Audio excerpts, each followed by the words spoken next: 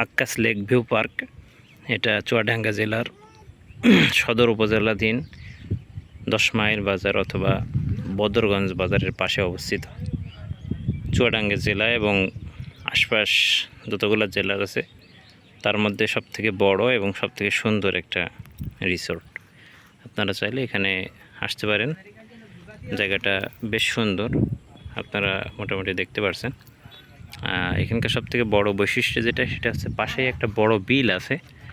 সেই বিলটার কারণে আর কি অনেক আগের থেকেই জায়গাটা ফেমাস। কিন্তু আমরা এখন দেখছি এখানে সুন্দর রিসোর্ট তৈরি হয়েছে। আপনি ফ্যামিলি বন্ধুবান্ধব নিয়ে এখানে আসতে পারেন, কারণ এখানে ফ্যামিলি এবং বন্ধুবান্ধব সবাইকে নিয়ে আসার মতোই একটা জায়গা। আপনারা আমার ক্যামেরাতে যতটুকু দেখতে পাচ্ছেন, ওই দূরে দেখা যাচ্ছে ছোট ছোট যে সকল রুমগুলা বা যে সকল জায়গাগুলো, এগুলো আসলে বিভিন্ন দর্শনার্থীরা যারা আসে এখানে তারা বসার জন্য অথবা সেখানে একটু রেস্ট নেওয়ার জন্য। এটা অনেকটা প্যারিসের আলোকে এই ডিজাইনগুলো করা হয়েছে। এই জন্য ওই পাশে যে রাস্তা, ওই রাস্তাকে বলা হয় প্যারিস রোড।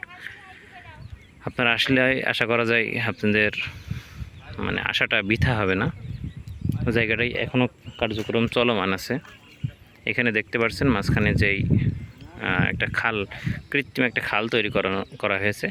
এই খালটার ভিতর থেকে হয়তো বা স্পিড বোট চালানোর ব্যবস্থা করবে, যেটা আমাদের ঝিনাইদহ জেলার ড্রিম ভ্যালি পার্ক বা জোন্স পার্ক, ওখানে আমরা জোন্স পার্ক হবে এটা। জোন্স পার্কে আমরা দেখেছিলাম, তারই আদলে হয়তো বা কোনো কিছু একটা তৈরি হবে।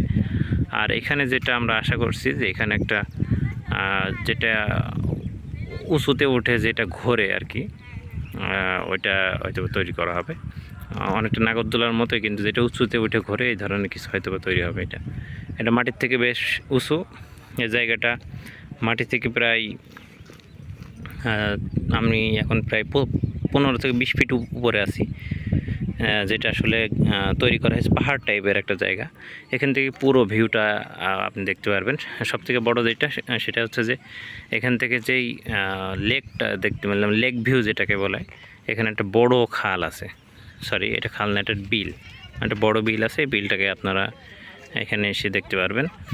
বিলের পাশে হওয়ার কারণে জায়গাটা খুবই শান্তশিষ্ট এবং ঠান্ডা একটা আবহাওয়া এখানে তৈরি হয়েছে।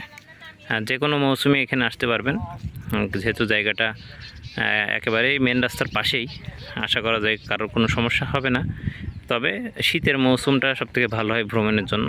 আপনারা চাইলে শীতের মৌসুমে আসবেন। আশা করা যায় আগামী শীত আসতে আসতে আপনাদের জায়গাটা আর সুন্দরভাবে প্রস্তুত হয়ে যাবে। সবাইকে ধন্যবাদ।